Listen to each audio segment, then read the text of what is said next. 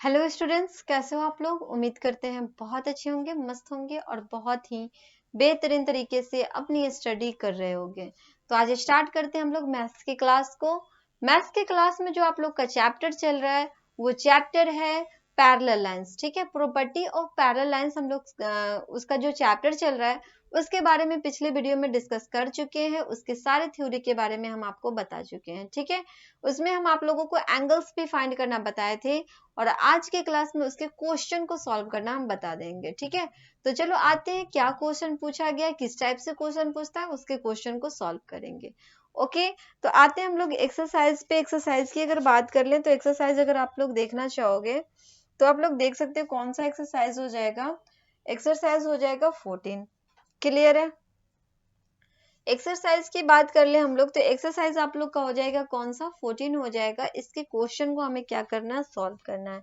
अगर 14 एक्सरसाइज में हम लोग देखें तो क्या क्वेश्चन पूछा गया, चलो इसको पहले हम लोग देख लेते हैं। ओके, 14 नंबर क्वेश्चन को आप लोग समझना। जो क्वेश्चन पूछा गया है इसमें कह रहा है क्या कि एक्सरसाइज 14 में क्वेश्चन नंबर फर्स्ट जो है इसमें कह रहा है कि in the given figure L parallel है एम से and T is a transversal if angle F equal to 70 degree find the measure of each of the angles 1, angles 2, angles 3 and angles 8।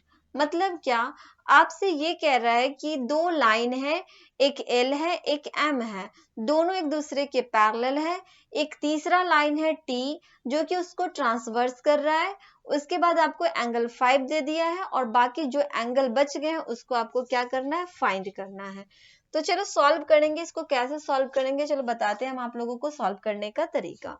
ठीक है, तो क्वेश्चन नंबर फर्स्ट की हम लोग बात कर ले। यहाँ पे क्या क्या दे रखा है, तो यहाँ पे आपसे कह रहा है क्या कि पैरेलल लाइन है एल जो है पैरेलल है एम से, एंगल 5 जो है वो 70 डिग्री है और टी जो है ना, T is a transverse line है ये, तो इसको ट्रांसवर्स कर रहा है। ठीक है, चलो ये तो हो गई, ये हमें दे रखा है क्वेश्चन में। ठीक है, अब हम इसमें क्या करेंगे, एल जो है वो पैरेलल है एम से, तो यहाँ पे इसको क्या करेंगे, ड्रॉ कर देंगे। एल जो है वो एम से पैरेलल है, ये एल हो जाएगा ये एम हो जाएगा। ओके, उसके बाद एक तीसरा लाइन है जो कि क्या कर रहा है, यहाँ से इसको ट्रांसवर्स कर रहा है जिसका नाम है टी। ठीक है, टी जो है उसको क्या कर रहा है, ट्रांसवर्स कर रहा है। उसके बाद हमसे कह रहा है कि जो एंगल 5 है वो 70 डिग्री है, तो यहाँ पे हम लोग क्या करेंगे, ये एंगल 1 हो जाएगा, ये एंगल 2 होगा, ये वाला 3 हो जाएगा और ये वाला 4 हो जाएगा।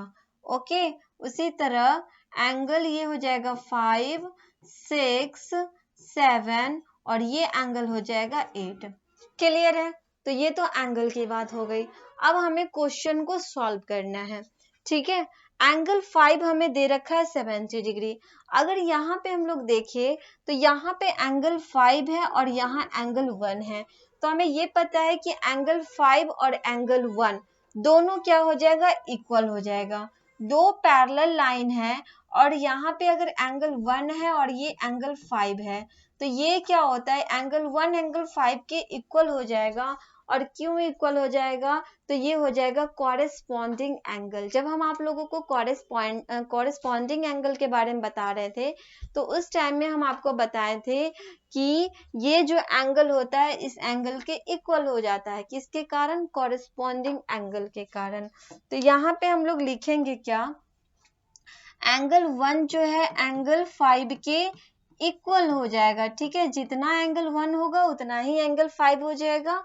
इक्वल टू कितना लिखेंगे, 70 डिग्री लिखेंगे।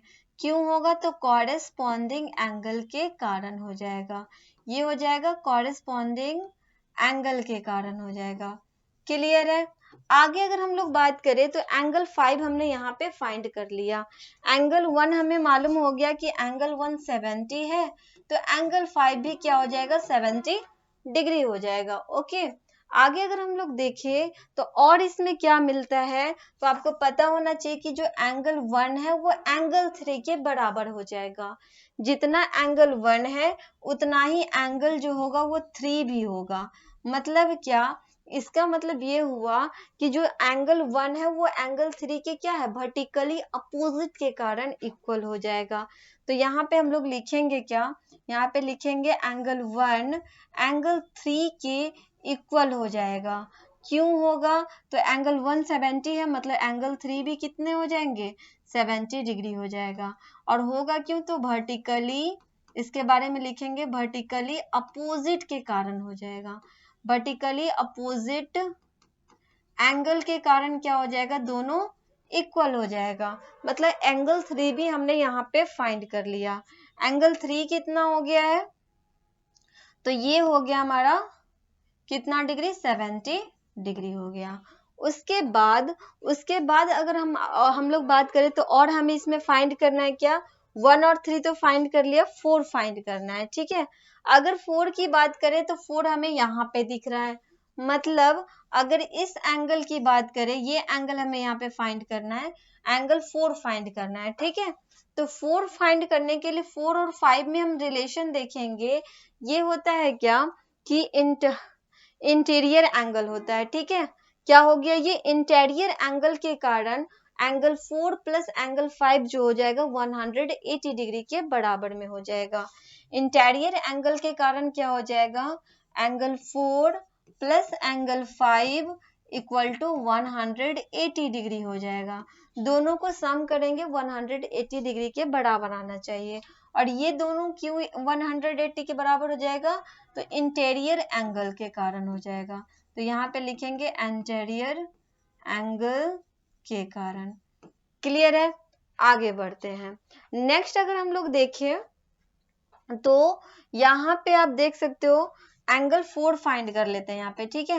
एंगल 4 प्लस एंगल 5 हमें दे रखा है 70 डिग्री इक्वल टू कितना हो गया, 180 डिग्री। यहाँ से एंगल 4 फाइंड करेंगे तो कितना हो जाएगा, ये 70 माइनस हो जाएगा, माइनस करेंगे तो हमें 110 डिग्री आ जाएगा। मतलब एंगल 4 हमने फाइंड कर लिया कितना, 110 डिग्री। तो यहाँ पे लिख देते हैं 110 डिग्री हो जाएगा, ये कितना हो जाएगा, 110 हो गया। क्लियर है। अब एक चीज और हम बता दें, ये जो एंगल 4 है वही एंगल क्या हो जाएगा, एंगल 2 के बराबर हो जाएगा। जितना एंगल 2 होगा उतना ही 4 हो जाएगा। क्यों होगा, तो वर्टिकली अपोजिट के कारण हो जाएगा। तो यहाँ पे हम लोग लिख सकते हैं क्या, एंगल 2 इक्वल हो जाएगा एंगल 4 के। इक्वल कितना लिखेंगे, 110 लिख देंगे, क्योंकि एंगल 4 जो है कितना, 110 है। और इक्वल क्यों हो जाएगा, तो ये हो जाएगा वर्टिकली अपोजिट के कारण हो गया, ठीक है। अपोजिट के कारण हो गया, वर्टिकली अपोजिट के कारण क्या हो गया, एंगल 2 भी हो गया इक्वल 4 के। तो ये जो 110 है तो ये भी कितना हो जाएगा, तो ये भी आपको हो जाएगा 110 हो गया। क्लियर है।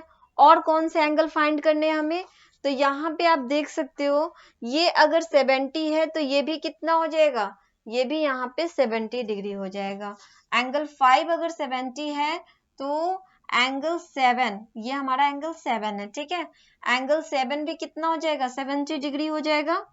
तो यहाँ पे लिख सकते हैं हम लोग, एंगल 7 तो हमें फाइंड नहीं करनी है, एंगल 8 फाइंड करनी है, ठीक है। चलो एंगल 8 हमें फाइंड करना है, 7 नहीं फाइंड करना है। तो यहाँ पे क्या करेंगे, इसको कट कर देते हैं।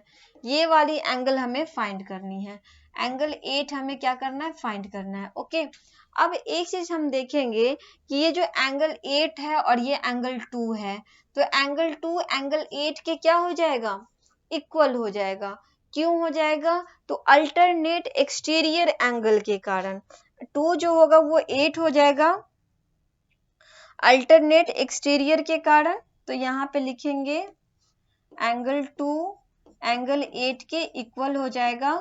मतलब 2 कितना है, 2 हमारा 110 है, तो एंगल 8 भी 110 हो जाएगा।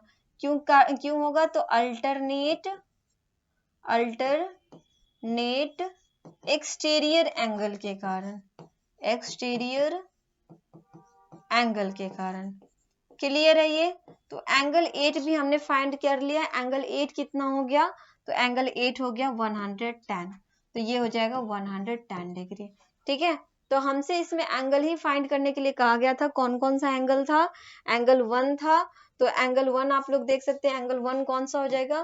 तो ये 70 डिग्री हो गया। एंगल 3 की बात करें तो 3 में 70 डिग्री हो गया। एंगल 4 110 हो गया, और एंगल 8 भी क्या हो गया? 110 हो गया। क्लियर? ये क्वेश्चन समझ में आई? तो ये क्वेश्चन आप लोग का हो गया है कंप्लीट। यहाँ पे इसको सॉल्व करने के लिए हम आपको बताए हैं, यहाँ से इसको साइड कर देते हैं, ठीक है। तो इस तरह से आप लोगों को क्या करना है? क्वेश्चन को सॉल्व करना है। तो ये क्वेश्चन कंप्लीट हो गया। बढ़ते हैं नेक्स्ट क्वेश्चन की तरफ। क्वेश्चन नंबर हम लोग आते हैं सेकंड पे। अगर सेकंड नंबर क्वेश्चन की बात कर ले तो चलो देखते हैं सेकंड नंबर क्वेश्चन में क्या पूछा गया है, ठीक है। तो ये है आप लोग का कितना नंबर क्वेश्चन? ये फर्स्ट है, ये सेकेंड नंबर क्वेश्चन। चलो देखते हैं सेकेंड नंबर क्वेश्चन में क्या पूछा जा रहा है। इसकी अगर बात कर ले तो इसमें आपसे कह रहा है क्या? In the given figure L parallel है MC and T is a transversal if angle 1 and angle 2 are in the ratio 5:7। यहाँ पे भी आपसे वही कहा कि जो L और M है वो दोनों पैरेलल लाइन है। एंगल 1 और एंगल 2 आपको दे दिया है रेशियो में, ठीक है। एंगल 1 एंगल 2 का मान कितना दे दिया? रेशियो में दे दिया 5:7। Find the measure of the each of the angle. बाकी बचे सारे एंगल को आपको यहाँ से क्या करना है? फाइंड करना है। तो चलो बताते हैं कैसे करेंगे इसको भी सॉल्व, ठीक है। चलो यहाँ पे करना क्या है आप लोगों को? सबसे पहले यहाँ पे हम कर देते हैं क्वेश्चन नंबर सेकंड हो जाएगा। और क्या क्या दे रखा है? तो आपसे कह रहा है कि दो पैरेलल लाइन है, उसको एक तीसरा ट्रांसवर्स लाइन क्या कर रहा है? क्रॉस कर रहा है। ये L हो जाएगा, ये M हो गया, और ये कितना हो गया? T हो गया। इसकी बात कर ले तो एंगल 1 होता है, ये एंगल 2 होता है, ये एंगल 3 होता है, ये 4 होगा, ये 5 हो जाएगा, ये 6, ये 7, और ये एंगल जो होता है वो 8 होता है। उसके बाद इसमें और क्या दे रखा है? तो इसमें आपको दे रखा है angle 1। Angle 1 is to angle 2 आपको दे रखा है कितना? 5:7 दे रखा है। और आपको फाइंड करना है एंगल 1, एंगल 2, एंगल 3 और एंगल 8 आपको क्या करना है? फाइंड करना है। क्लियर है? तो ये तो क्वेश्चन पूछा गया। अब इसको सॉल्व कैसे करेंगे? तो हम लोग क्या करते हैं, ये 5 है, ये 7 है, इसमें x को मान लेते हैं, ठीक है। तो क्या लिखेंगे? लेट, यहाँ पे x मान लेते हैं तो इसलिए यहाँ पे लिखेंगे let the angle 1 equal to कितना हो जाएगा? 1 5 है ना, एंगल 1 इक्वल टू 5 है, तो यहाँ पे 5x कर देंगे। एंगल 1 इक्वल टू क्या हो जाएगा? 5x हो गया।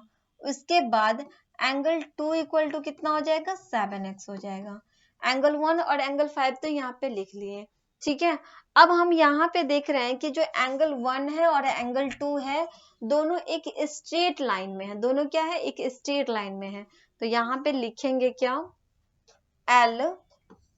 L is a straight line, okay, straight line, L is a straight line, ठीक है। L क्या है? कि straight line में है, इसलिए क्या हो जाएगा? Angle 1 plus angle 2 equal to हो जाएगा 180 डिग्री। हम आप लोगों को बता चुके हुए कि जो एक स्ट्रेट लाइन होता है उसमें जो एंगल बनता है, दोनों का जो ये एंगल बना, जैसे यहाँ पे एंगल बना, तो इन दोनों को सम करने पे कितना आना चाहिए? 180 डिग्री के इक्वल आना चाहिए। तो इसीलिए ये एक स्ट्रेट लाइन में है, तो दोनों का सम कितना हो जाएगा? 180 डिग्री हो जाएगा। तो यहाँ पे आप देखो एंगल 1 कितना है? 5x है, प्लस एंगल 2 की बात करें तो 7x है, इक्वल टू 180 डिग्री हो जाएगा। क्लियर है? आगे अगर देखें तो 7 और 5 कितना हो जाएगा? 12x equal to 180 degree. यहाँ से x की वैल्यू फाइंड करेंगे तो 180 बाई कितना हो जाएगा? 12। इसको 12 से जब हम लोग काटेंगे तो कितने टाइम्स में जाएगा? 12 1 जा 12, 12 5 जा कितना होता है? 60। और उसके बाद देखेंगे x इक्वल टू कितना हो गया?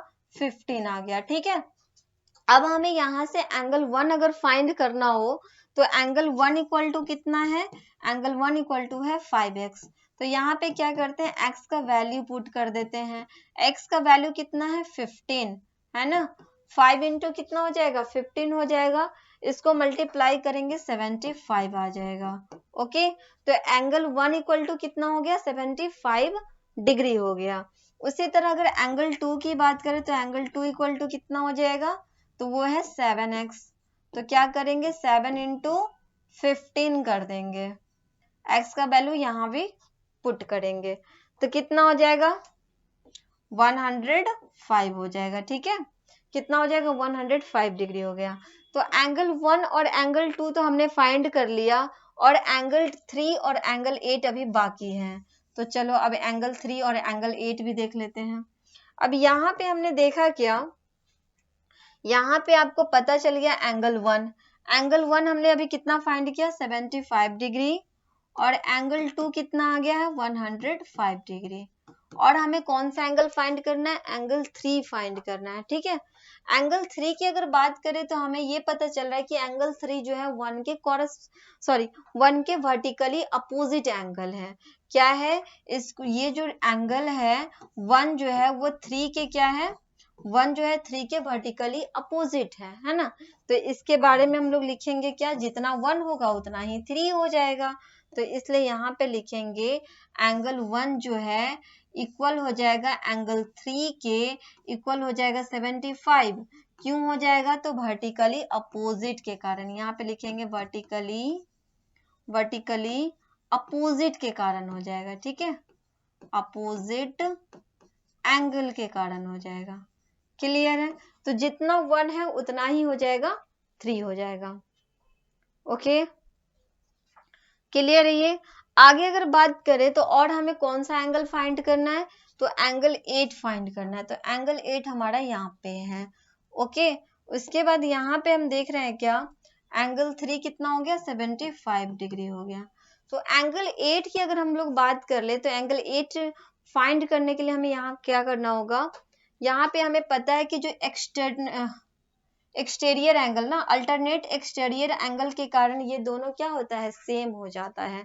अल्टरनेट एक्सटीरियर के कारण एंगल 2 एंगल 8 के इक्वल हो जाएगा, एंगल 1 एंगल 7 के इक्वल हो जाएगा। उसी तरह इंटीरियर अल्टरनेट इंटीरियर एंगल के कारण एंगल 4 एंगल 6 के इक्वल हो जाएगा, एंगल 3 एंगल 5 के इक्वल हो जाएगा।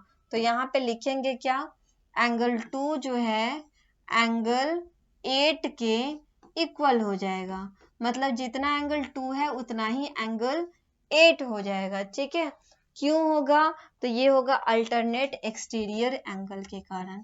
तो यहाँ पे लिखेंगे अल्टरनेट एक्सटीरियर एंगल के कारण, एक्सटीरियर एंगल के कारण। तो जिस टाइम में हम आप लोगों को ये सब बातें बता रहे थे उस टाइम में हम आपको बता दिए थे कि कौन एंगल किस एंगल के इक्वल होता है। ठीक है, तो ये भी कितना हो गया 105 डिग्री हो गया। तो सभी एंगल को हमने यहाँ पे फाइंड कर लिए हैं, कौन कौन एंगल हो गया। तो एंगल 1 की बात करें तो एंगल 1 कितना हो गया 75 डिग्री, एंगल 2 की बात कर ले तो वो हो गया 105 डिग्री, एंगल 3 की बात करें तो ये भी 75 डिग्री, एंगल 8 की अगर बात करें तो ये हो गया 105 डिग्री। क्लियर है, तो ये हो गया सारा आंसर हो गया जो कि हमें फाइंड करना था। तो इस तरह से आप लोगों को क्वेश्चन को करना है सॉल्व, जो कि हो गया है आप लोग का कंप्लीट। फिर मिलते हैं हम आप लोगों से नेक्स्ट क्लास में, तब तक के लिए आप लोग रिवीजन करते रहो, प्रैक्टिस करते रहो, अच्छे से आप लोग तैयारी करते रहो। Okay bye, thank you.